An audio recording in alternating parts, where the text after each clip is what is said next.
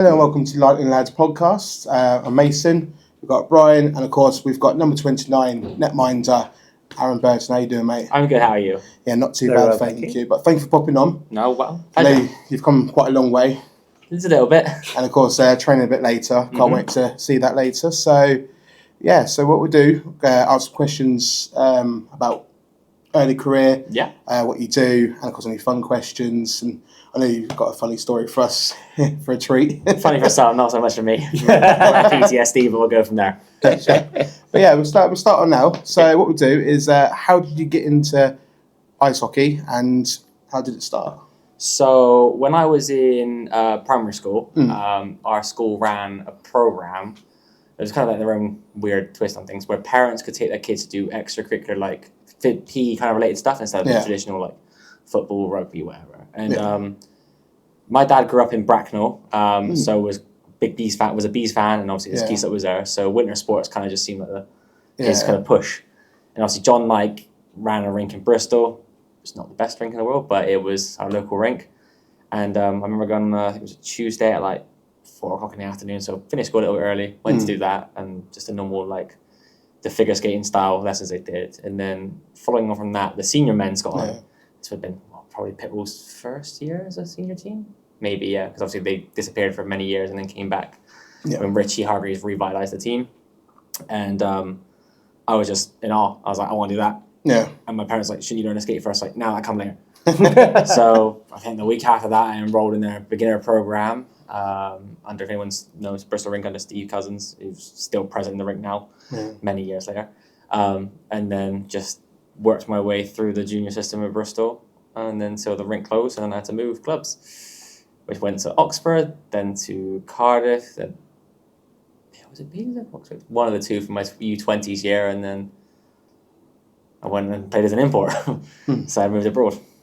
Oh, lovely. And of course, I did skip a question, I do apologise. No. Of course, like where were you born, like where you're from? So I was born in Berkshire, Ascot to be more specific. Was there like 2 years, and then my parents moved down to Bristol just because of family reasons, and then I kind of grew up around that area. Now I live in Somerset, but still Southwest kid at heart. Honestly, it's quite nice down south. It's better than up this way. We're getting more expensive than it is up here, so it is nearest London with things. I come from I lived in Weymouth for a little while. Yeah. So I love the Somerset. You've got Torquay. You've got Weymouth, Bournemouth. I prefer the seaside lives. It's more peaceful. It's less stressful. It is, definitely. And of course, your first competitive game, how was that for you? So, my first competitive game, well, we won't do it as a player because that's not interesting. That's just under 12s, it's boring. So, my first competitive game was a goaltender. I was in a weird transition year. So, Bristol didn't have enough players for a 14s or 16s team, so they kind of merged a U15s challenge team. Yeah. Just obviously kids to have a place to play and such. And so my dad, who was the manager at the time, went out recruiting teams to play in like friendlies and such. And obviously being from Bracknell, first protocol, I'll call up the Bracknell organisation because it's not terrible commute and they're going to have a plethora of players to bring up. Yeah. And I was all like, yeah, we'll bring up our development programme. It'll be fantastic, it's all good. And my dad's like, as long as it's like, development, not competitive. But I'll turn up. First line was 3 GB players, 2 England players, 4 Southwest, and 1 import. Oh, wow. Yeah. This is not like under 15, so these kids are like 14 to 16 years old. And we're like, great. We had kids that could barely turn the skate still. We lost 44-0. I had 102 shots on goal in my first game competitively ever as a goalie. Wow. The fact that I didn't quit is quite concerning to my mentality at the time, but I guess trial by fire, I guess. Kind of like when you, I was 14 at the time, I think it was. Like, you just felt crap. You felt terrible. Language. You just do. You're mentally just drained. You don't want to play anymore. And then one of my best friends, still one of my best friends to this day, was playing as a defenseman. And he went, and this is obviously U15s, and had a drop the gloves with the coach's kid. And my dad gave him player of the game just for that action. He's like, I can't give anyone based on performance. You all got smoked. So, well, we'll give it the one highlight moment. Yeah. But for me, it's like I said, it's kind of a funny story because any logical person would quit. But I don't know. I just kind of But you know, didn't you? You've got to be a bit mentally tough. Definitely. Take it on the chin kind of thing. There's only so much you can do, especially in that circumstance. Like, what are you meant to do? Yeah. You've got D-men that can't skate backwards and a kid that's played like against under 16s Russian teams walking around just like, well, this is going to end one way or another, isn't it? It is. But it's a good development. Yeah, I've always said that grounding for you. You develop better. There's obviously, you've probably seen it watching hockey for a long time. There's goalies that play on terrible teams are unreal, and the minute they go on a good team, they're just like fish out of water, don't know, because they're not used to it. Yeah. But you develop so much more, and like that's one of the reasons I think the junior leagues need to be competitive for every game, not like this top tier team, bottom tier team, because otherwise it's just the bottom tier goalies getting loads of development because you're seeing loads of action, but the guy that's on like this, hypothetically, I don't know, what used to be OHA at the time, if they didn't train as much and just did it on games, they would have got nowhere near as much development because they're just standing there twiddling their thumbs. Yeah, definitely. That's like example for last season for Lightning, wasn't it? Because you had like Jordan Headley, of course Will Curlin. Between them two, it was always between them two. And of course we had Ollie Booth, and he had a lot of talent. Of course he came on for the last period, wasn't it? Yeah. And everyone cheered him, made some saves, but of course, like I know he went on two-way, but he needed more game time. Yeah. And I feel like him going to Leeds Knights too. Yeah. And also learn on to gospel as well. And I think that's going to be perfect for him, game time and also learn. Yeah, because obviously, what was his name? Kid that did backup gospel last year has now gone to Blackburn, if I remember correctly. And they're doing what I believe Chelmsford are doing as well this year in National 1, is they have obviously one starter and then the backup will switch, allowing the one that's not on the roster to play for the second team, get game time. So obviously they'll get more practice time. Yeah, I think that's better for this year. Yeah, definitely. Obviously, the Thunder are doing something similar. Yeah. Obviously, we've got Alfie Duggan, who is still a junior, so he's going to be training with the U19s, U19s, I want to say. The junior program's changed so much now. So he'll get practice and game time from that, and obviously then him, and his nickname's Jungle in our group chat, and I completely forgot his first and last name. He'll watch this, he'll be like, excuse me? He wasn't with us last year, and I haven't been to any practice this summer, just because the commute was quite far. But they'll rotate along. I'll miss some games, and they'll kind of battle it out to get the games they want. But at least none of them are going to be sat on the bench or healthy scratch all year, which is obviously great for development. Yeah, definitely. Of course, going into this one here for you. So in your own time, when you're chilled, relaxed, like what do you go up to? What's your favourite movies? Any music you like listen to? Sounds really bad. I've worked in a nightclub. Well, I used to work in a nightclub since I was like 17. Yeah. And so I got really into like house garage music. A lot of my friends do DJ in Bristol. Bristol's massive for drum and bass music and that kind of scene. So even if you're not looking for it, it's there. Yeah. Which kind of like you just kind of get caught up in the culture of the city. We're a big student place, so that's kind of cool. In my free time, I've taken up paddleboarding lately. Something that's a bit more. I'm quite an adrenaline junkie, so things like I race and ride motorcycles. Wow. I drive HGVs for a living, so a lot of the time I'm moving heavy machinery that is. Yeah. You roll it, you're going to close down the motorway or something that's kind of a little bit high pressure situations. But paddleboarding is just something I've done. My wife actually kind of pushed it. So you need something to de-stress everything you do. Seems to encourage stress, not de-stress. So your hobby to relax a little bit. So if there's a bit of that, and obviously living on the coast, it's quite nice. I wouldn't recommend doing it in Western Seafront, but we're not too far from like Torquay, Bournemouth, some like nice rivers about, which is cool. Definitely. I used to do a lot of windsurfing back in the day. Yeah. And of course, one time I went on the wrong day, and of course I went up in the air, and I think I was up about 3 or 4 feet. I was like, oops, and I landed on my head, and of course I had a lifeguard. He comes save me. So see. That sound again. That's too much adrenaline. I need to cut back on that bit. Relax on the slow days. So anything on price? Yeah, I mean, you mentioned that you were an import. Yes. In the States. Yes. For the Daytona races. Yeah. Would you like to tell us a little bit about that? That came about in a really odd sense. So, like a lot of young athletes in this country playing hockey, you go to summer camps and such. And I visited one in Detroit 2 or 3 times. And one of the coaches there was, I wasn't actually my coach. I was staying with the coach, but one of my, he's my good friends. He lives out in Romeo, Michigan. He's now the governor or something, but he played really high level high school. He's like, "I'll come over, you'll stay with me, we'll go to something like main camps and such." And I was like, "Yeah, sure, why not?" playing a little combine, which is essentially like a mini tournament and such, just coaches as such. And I was at one for, something like a North American Tier 2 team. I was never going to make the cut, but I thought, well, great experience, you know. Yeah. While you're in the Michigan area, there's loads of them, so get your time when you can. And then one of the coaches was like, oh, I'm the new head coach of this team down in Florida. Would you be interested in kind of playing? And I was like, yeah, play hockey in Florida. I love that idea. Yeah. But what was really funny is I was living with some family friends in Michigan, and obviously I don't own a car. I don't own a US visa. So I was like, okay, this will be fun. And he goes, oh, you can borrow my car to drive down to Florida from Detroit. It was they called it a Mazda Miata, it's like an MX-5. Yeah. I had to remove the passenger seat completely to put the kit bag in, and I drove, 14 and a half hours by myself.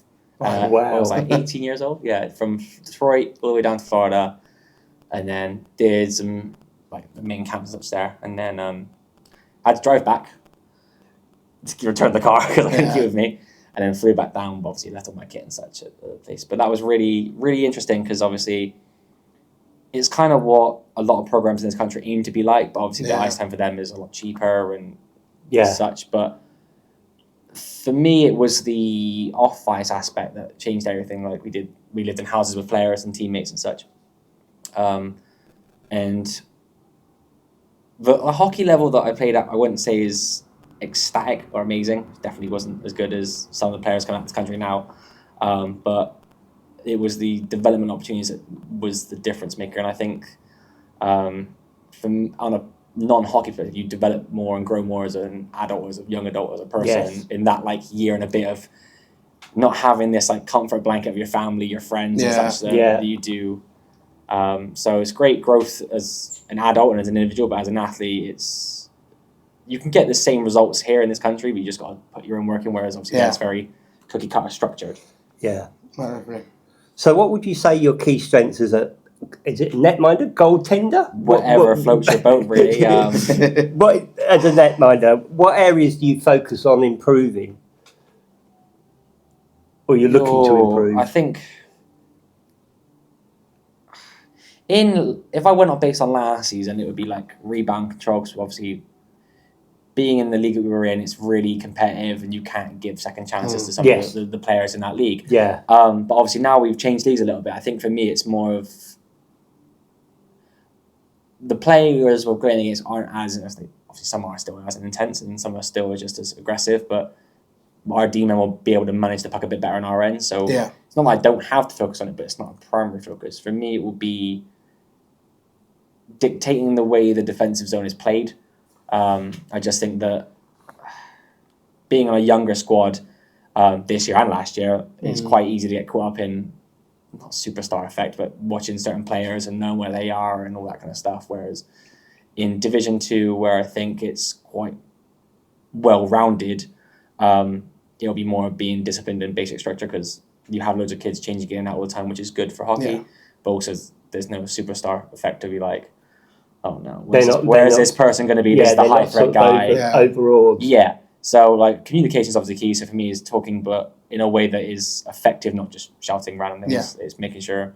And I've just completed my level 2 coaching course with Will Fry over the weekend, and going into that, it's very eye-opening as a player. You kind of learn okay, maybe when I address this issue, or when I go and say this to a person, to do it with a coach's hat on, not as a teammate's hat on, because obviously you can imagine they're very different approaches to saying but yeah, for me, the work on is just the dictating defensive zone coverage, as well as also my gameplay, that I'm making it easier for them, putting the puck in the corner, or talking effectively, and a lot of skating and footwork, just because that's the foundation of all things. But obviously the dictating is hard to do in practice unless you're doing a certain type of drill, whereas the skating and footwork I can do in the corner by myself when one of the other goalies is in the net and such. But those are my kind of primary focuses for this year. Yeah, that's great. Do you have any sort of superstitions or certain routines on game day? I know you mentioned about your meal deals. Yes, so obviously I travel a lot of distance for all home and away games, except for maybe Bristol this year. And obviously, when I stop for fuel in my car, I always seem to grab the same 3 meal deal items, and it's become an unplanned habit, so I can't not do it now. And if I don't have it, it just feels weird. So again, I wouldn't say it's a superstition, but it's something I do repetitively without thinking about it. And the minute, I guess now I'm saying I love it, it's a superstition. So I don't do it, it feels odd. But yeah, I always get a smoked salmon and cream cheese sandwich, a white monster, and a chocolate bar of some caliber. But the monster and the sandwich are always the same things. Yeah. Right. I don't know why. It's just the go-to answer. Fair enough. Yeah. Fair enough. I think everyone does that anyway. Everyone's got their own thing like that. Someone, I think one of the guys on the team eats beans on toast, so of course stay clear of him. So the weirdest one I ever did when I played at Bristol. He's actually a field hockey goalie for Canada under 20s now. Morgan Guy had a thing about like cheese. Cheese. Yeah, and I don't mean like it's like cheese strings. He'd bring like a bag of like cheese slices. Oh wow. Okay. Okay. Or like a whole block of like if you go sit each other and then like you have his own little slicer and he'd like eat that before practices and games. I'm like, that is the weirdest thing I've ever seen. That is anyway. Unusual. Like in the corner, just chewing it. Like a cheese string, but get it, whatever. Yeah, even like it used to do like the little cheese nibbles in a bag of little squares. Yeah. But like the full block and then just starts going and eats a slice is just weird. Because I've got my own one because I used to play football back in the day. Chose the wrong sport because I was doing hockey. Yeah. But I was doing ice hockey. But I chose football. Yeah, my career ended with a snapped ankle, and then my appendix went, so I gave up. But before a game, I always put on Queen, Rock You, and it just got me pumped a bit. And then I always munched on celery and peanut butter. My coach. I was so expecting like celery and something else, but not peanut butter. I definitely threw It's nice actually. It's quite nice. I can imagine the contrast is quite impressive. Crunchy bits where you get that protein and peanut butter. Crunchy or smooth peanut butter? Smooth. I was gonna say you're having celery. That's a lot of crunch. It is. It's just I just can't stand the crunch. It's the texture. It was like raw, but normal smooth. Absolutely gorgeous. It is. But that's what he's doing. He's like, what are you doing? I'm like, just leave me alone. I score goals for you. I do my job. Get off and my I did it. So yeah, and of course, any NHL teams that you follow, like who do you like, and also players that you probably look up to, maybe like take off them. NHL teams, it's kind of goes back and forth. Like I've got a lot of family that live in Detroit and the Michigan area, so the Red Wings have always been near and dear to my heart. Yeah. But me and Ross Miller now plays for the Chieftains. We've obviously been good friends since I was like 17. I think he was my coach at one point. Yeah. And we used to like fandom over the Rangers and Henrik Lundqvist, and just even to this day, even though he's not playing anymore, he's still like my idol. Off the ice, on the ice, doesn't really matter. He's just the way he carries himself, even when it's not going his way. Yeah. And obviously, playing in like a metropolis that is New York, you're in the limelight, the good, the bad, the ugly. It doesn't really get away from you, and just the way he handles himself, both even when he's losing his temper, it's just collected. Yeah. So, what are your goals for the upcoming season for yourself as an individual, and for the team? For the team, it's got to become top 4. There's no ifs or buts about it. We can't be anything less. I honestly think we should be top 2. But I know that obviously teams like Guildford and Peterborough are really competitive. Haringey had a moment, so and Victor. And some of these young other teams like Slough's new addition to the league, it's kind of a bit of an unknown. So, but we need to come top 4. I don't think there's anything that as Thunder players and as any of the Thunder fans can accept lesser. I got a point to prove. A lot of people thought that the Thunder should have come down a while ago. So I think that we need to kind of prove, and obviously being in the new era and things changing and the club's moving in ways that are like fantastic for us as players, fans, player development, and obviously with Project Thunderstorm and such. Yeah. I think we've got a point to prove to everyone that this is the new era, is the real deal. It's not just some little rebrand that they've done to make it look pretty. It's big changes have come about, and it's all for the better of the club and for hockey. For me on a personal level, I say I don't look at stats, but every goalie would be lying if it didn't. But I look at wins. I think that's the way you need to do it, because obviously numbers don't paint a full picture. Like if you go, I had a shout, but I had 4 shots and a goal. Yeah, you got 100% save percentage. Whoop-de-doo, you did absolutely nothing. Yeah. Whereas you could have like 102 shots and post like an 850, and you're like, that's really impressive. But they won't look that way from just 2 statistics. Yeah. But wins as a team first mentality, I think, is the best way for it. It's also the way that you judge a collective image. Like if you win a 2-1 dogfight, that's a win. Yeah. Whereas a like 6-0 blowout, that's still a win. Doesn't really matter, but I think that's the way that you need to look at it. Is I think every player should look at it in some sense, because goals and assists, they look great in all individual stats, but as a team, if you score a 10 and lose 11-10, it means nothing. Yeah. So for me personally, it's wins. That's the only thing I'm looking at here. I definitely. And of course, this is one I do want to ask. Yep. You said you have got a funny story. Mm-hmm. Most like funny moment or embarrassing moment on the ice. Oh God. I was playing for must have been Oxford 16s maybe, and this is when I was still relatively new. I think it was my first year in Oxford, and we were playing. I want to say Haringey, and one of their players drove the net. I fell backwards, and like my old helmet had one of those the clips where it wasn't a backless harness, so it had like the old school like, Velcro attachment. Oh right, yeah. And the Velcro got caught in the goal net. Oh no! So I'm like butt on the ice, trying to sit up my camera, get it off, and then it happens is obviously forced it. The clip came off. The helmet didn't come off my face, thankfully, because the clip's down, but the helmet came loose. And then I didn't get a chance to tighten it back up because there was no breaking the play. And one of my defensemen, I'll never forget her name, Sophie Massar, she was really nice, really friendly, really apologetic, but I'll never forget this.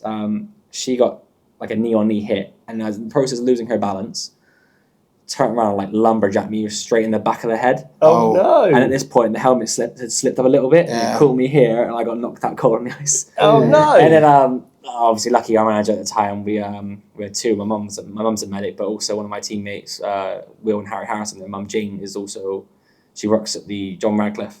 Did at the time, she still does, but within seconds they're on the ice, and I'm just there like completely oblivious. I wasn't out for long, but you know when you wake up and you go, what happened? It's always that like kind of moment. But obviously when it happened all really quickly, and it's only like U14, so everyone's panicking and such. She's super apologetic. I don't remember what the hell happened. Everyone's going, oh my god, is he okay? Call an ambulance. And there's me going, oh, you're getting paranoid. What happened? But yeah, what's great is I'm pretty sure my mum's got it on a camera somewhere. My dad used to film the games on a big camera. But that just made me laugh because that's like the only serious injury I've ever had, and it came in such a kind of bizarre kind of, not like, as I say, kind of like, you know, as a kind of really poor way to get injured. Nothing cool like a split save and you tear a groin, or a windmill and you break your shoulder, or nothing. No, I just got two-handed and got knocked out by my teammate. So last question, of course, it is to the fans. Yeah. And if you'd like to say to the fans about upcoming season? Just, you know, thank you for your constant support, both last season, the years prior, and I'm really looking forward to seeing you guys this year in the new era. Hopefully every game's competitive, and, you know, just bring the noise and bring the support, because it's all we ask of you. No, definitely. That's great, because we're new ourselves, London Lads. We started in April, and we're now working alongside with you guys. Just an extra little bit of social media outwards, and of course we've now got up to 1,000 followers at the moment on all 3 platforms, and of course we're hoping to bring a bit more people, and also to get MK hockey out there. Yeah, because you've got loads of teams here, and of course we're trying to help out on our spare time. So as a player and a member of the club, it's sort of like, you know, the support of people like yourselves and fans and anyone really, even the rink staff, anyone that's involved in hockey, or even just generically a supporter of businesses and whatnot. It just allows us to do what we love, and obviously being the charity that the Thunder is, and the progress with the junior club, it just allows, you know, youth sport to blossom, which is obviously tough in this economy and with so many other things to compete against. It's just great that the support of others allows it to still continue. Definitely. It's like was it last weekend, MK Hurricanes, they had their game, and they needed help, so I offered to be in the penalty box, which is awesome. And I told him to knock at the door to come in, let him in, and it was the wrong opposition in the wrong box. So I was like, I'm sorry, mate, you need to get out. And I had to apologise. I'm so sorry. They went, no, it's fine, it's fine. I went, no, it's just, I saw a knock. I thought, hello, come in. So and that was quite fun, actually. You have to just like open up quickly, get them out. Oh yeah, when you're in the penny box, not that I'm in it very often, because you know, but the pace that they want to get out. They're never keen to go in. They're really keen to leave. Come out. Yes. So yeah, so I think we're going to wrap it up there. Of course, thank you for coming on today. Been a pleasure. Honestly, it's lovely. Thank you. For us and as well. I know you're Thank itching to you. get out there, get training. And of course, I think you've got a long drive home later. A little bit of a long drive home later, but Bless nothing I'm ya. not used to. So yeah, and also please like and subscribe on the channel, and of course see more interviews with also other fellow Thunder players. And yeah, that is it. So I'll see you guys later. Thank you so much. very much. Thank Aaron. you. See you later.